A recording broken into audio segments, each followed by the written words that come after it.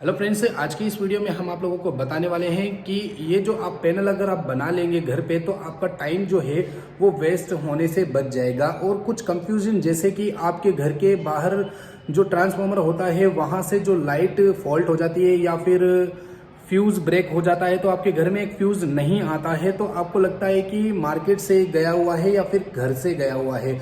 आप इसी कंफ्यूजन में रहते हैं और आपके घर की जो लाइट है वो आ नहीं पाती है। फिर आप बहुत सारे लफड़े करते हैं, फिर देखते हैं अरे यार ये तो हमारा फ्यूज ही उड़ गया था। तो ये चीज़ जल्दी से पता करने के लिए आपको ये पैनल बना करके देख लेना चाहिए और मेरी वीडियो को लाइक अभी कर दीजिए और आगे हम आप लोगों को पूरी डिटेल समझाने वाले हैं। तो चलिए दोस्तों शुरू करते हैं। आपको 3 फेज इंडिकेशन फ्यूज बनाने के लिए आपको क्या क्या चीज़ों की ज़रूरत पड़ सकती है, जैसे कि यहाँ पर आप देख सकते हैं 3 तो फ्यूज़ की ज़रूरत पड़ेगी अगर आपके पास 3 फेज लाइन या 3 फेज या मीटर है। और आपको यहाँ पर आइसोलेटर की ज़रूरत पड़ेगी जो कि इनपुट की जो लाइन है यहाँ पर इसके अंदर अटैचमेंट हो और आउटपुट हमें बड़ी आसानी से कनेक्टिविटी हम कर पाएँ, इसलिए यहाँ पर आइसोलेटर की भी ज़रूरत पड़ेगी। और यहाँ से हम ब्रेक भी कर सकते हैं अपनी मेल लाइन को, यहाँ बार बार हमें फ्यूज़ निकालने की ज़रूरत नहीं पड़ती है। और यहाँ पर 3 होल्डर्स की ज़रूरत पड़ेगी जो कि हमें इंडिकेट करेंगे कि आपका कौन सा फ्यूज़ अभी फ़िलहाल टाइम में उड़ चुका है। अब मैं आपको पहले बता देता हूँ कि क्या सिचुएशन होती है इस कारण, मतलब ये क्यों हम लगाएंगे और इसका फ़ायदा हमें क्या देखने को मिलेगा। चलिए दोस्तों हम इसको देखते हैं कि आगे क्या होने वाला है। अब गाइस मैं आप लोगों को यहाँ पर लोड चालू करके दिखाता हूँ। पहले मैं आप लोगों को वायरिंग बता देता हूँ कि किस तरीके से यहाँ पर वायरिंग की गई है, क्योंकि मैं वायरिंग करके दिखाऊंगा तो आपका टाइम ज़्यादा से ज़्यादा वेस्ट हो जाएगा। और बेसिकली सभी को पता है कि इस तरीके से 3 फेज की वायरिंग होती है। जैसे कि यहाँ पर देख सकते हैं ये न्यूट्रल वाला जो वायर है वो सीधा हमारे मीटर से आ रहा है और यहाँ पर जो फेज़ एक आर वाला कनेक्शन है ये हमारे इस फ्यूज़ के अंदर है, वाई वाला कनेक्शन ये भी हमारे इस फ्यूज़ में है और बी वाला कनेक्शन भी हमारे इस फ्यूज़ के अंदर है। और यहाँ से ये 3 जो वायर देख रहे हैं ये इनपुट साइड है गाइस। यहाँ से जो हमारे मीटर की जो लाइन है वो डायरेक्टली हमारे यहाँ फ्यूज़ के अंदर इनपुट हो चुकी है। तो यहाँ से जो लाइट चलेगी वो सीधी हमारे आइसोलेटर में आएगी और यहाँ से हम ऑन करेंगे लाइट को। आउटपुट लोड की बात कर ले तो यहाँ पर ये जो आपको मेंशन हो रहा है ये आउटपुट लोड के लिए लगाए गए हैं जो कि काफ़ी इंपॉर्टेंट है। आपको ज़रूरी नहीं है कि आप इंडिकेटर ही लगाएं आउटपुट लोड के लिए, आपको ये 3 होल्डर से ही सब कुछ मालूम पड़ जाएगा। यहाँ पर 3 जो बल्ब है ये लोड के लिए आपको दिखाने वाले हैं। तो चलिए इसकी वर्किंग जान लेते हैं पहले कि क्या कंडीशन है और हमें ये चीज़ क्यों लगानी है और इसकी वायरिंग क्यों करनी है।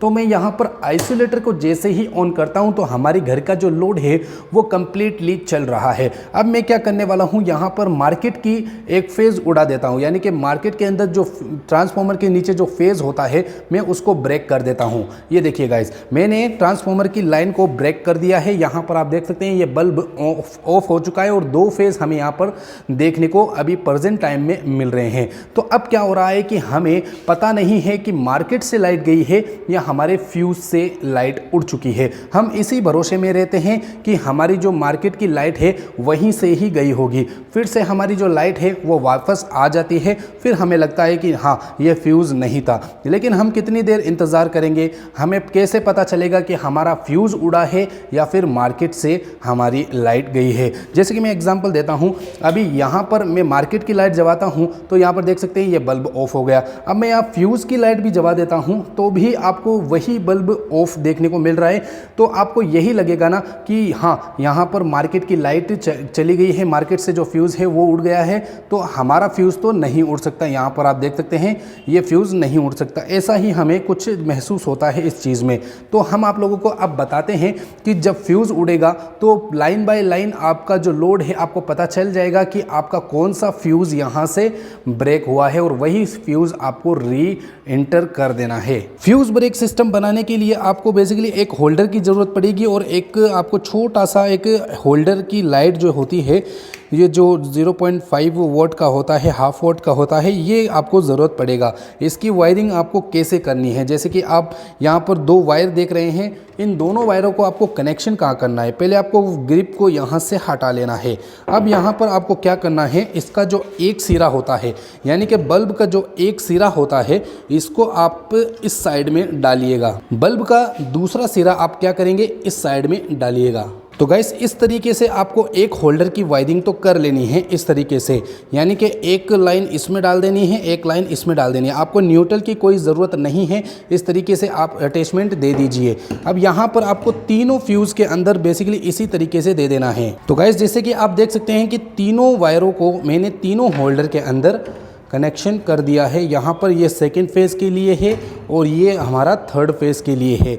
अब इसकी टेस्टिंग करते हैं, इसको पहले सही तरीके से सेट कर लेते हैं। अब गाइस मैं यहाँ पर तीनों फ्यूज़ेस को अंदर डाल दूंगा ताकि ये जो लोड हमारा आउटपुट है वो अच्छे से वर्क करे। तो गाइस अब यहाँ पर मैं टेस्टिंग दिखाने वाला हूँ। तो यहाँ पर आप देख सकते हैं कि तीनों अभी बल्ब यहाँ पर ऑन है। अब मैं क्या करने वाला हूँ, मार्केट से लाइट को बंद करने वाला हूँ। यहाँ से एक फेज़ उड़ा देता हूँ। तो एक फेज़ जैसे ही उड़ता है तो हमें कोई भी इंडिकेशन देखने को नहीं मिलता है। इसका मतलब हमें ये पता चल गया है कि हमारा जो फ्यूज़ है वो ब्रेक नहीं हुआ है। दूसरा भी हम चेक करते हैं तो दूसरा भी फेज़ चला गया है, लेकिन हमें कोई भी इंडिकेशन देखने को नहीं मिल रहा है। तो इसका मतलब ये है कि हमारी मार्केट से ही लाइट गई हुई है, यानी कि मार्केट का जो फ्यूज़ है वही उड़ा है। और तीसरा भी अगर मैं बंद करता हूँ तो ये भी हमें मेंशन नहीं कर रहा है कि हमारा जो मार्केट से ही हमारा जो लाइट है वो ऑफ हो गया है।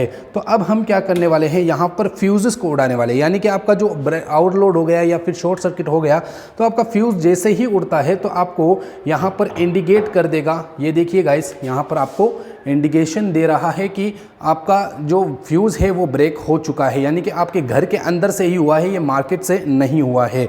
अगर मैं इसको वापस लगाता हूं तो आपका जो होल्डर है ये यानी कि जो आउटपुट है वो वापस से रन करने लग जाएगा। दूसरा फेज़ अगर मैं उड़ाता हूं तो आप देख सकते हैं यहाँ पर दूसरा फेज़ भी देखने को मिल रहा है और हमें ये पता चल रहा है कि ये जो फ्यूज़ है ये बीच वाला यानी कि सेंटर वाला फ्यूज़ ख़राब है। यहाँ पर आपको RY भी मेंशन करवा देनी है, ठीक है। और तीसरा भी मैं फ्यूज़ उड़ाता हूँ तो आप देख सकते हैं वहाँ पर लोड खत्म हो गया है और यहाँ पर हमें आउटपुट देखने को मिल रहा है, यानी कि यहाँ पर आप देख सकते हैं कि ये तीसरा वाला फ्यूज़ ब्रेक हो गया है। अब यहाँ पर आपको मैं बताता हूँ, काफ़ी लोग मुझे पूछते हैं कि सर अगर यहाँ इस तरीके से अगर मैं वायरिंग करूँ तो आगे करंट आ सकता है। यहाँ पर आपको आगे करंट नहीं लगने वाला। क्यों नहीं लगने वाला? क्योंकि वहाँ पर लोड ज़्यादा है और यहाँ पर लोड कम है, इसलिए वो जो वोल्टेज है पूरे यहाँ पर ही आपको देखने को मिलेंगे। इसलिए यहाँ पर आपको आउटपुट के अंदर जो वोल्टेज है डाउन देखने को नहीं मिलने वाले। और अगर आपको ज़्यादा ही डर लग रहा है कि हमारे करंट आ सकता है, इसका जो ये सीरीज़ हो गया है बल्ब, इसका करंट हमें लग सकता है, तो आप क्या करेंगे, कोई भी काम करने से पहले इस तरीके से आपको पूरा स्विच ऑफ कर देना है, फिर आपको आगे वर्क करना है। अब आप कहेंगे कि हमारे तीनों फ्यूज़ उड़ गए, तो ये देखिए गाइस, ये देखिए तीनों फ्यूज़ ब्रेक हो जाएंगे तो तीनों बल्ब आपके यहाँ पर ऑफ हो जाएंगे। और एक फ्यूज़ वापस बना देंगे तो एक बल्ब बंद हो जाएगा, दूसरा फ्यूज़ बना देंगे तो दूसरा बल्ब ऑफ हो जाएगा, तीसरा फ्यूज़ बना देंगे तो तीसरा बल्ब ऑफ ऑन हो जाएगा। यहाँ पर इंडिकेशन आपको कंप्लीट देखने को मिल रही है। तो गाइस ये थी वायरिंग और बहुत ही अच्छे तरीके से आप इस तरीके से पैनल बना सकते हैं, बहुत ही अच्छा है। और मार्केट से जैसे लाइट जाती है तो आपका कोई भी इंडिकेशन शो नहीं करेगा, ठीक है। तो चलिए दोस्तों, अभी हम फ़िलहाल चलते हैं। अगर वीडियो अच्छी लगे तो लाइक और शेयर कमेंट कर दीजिए।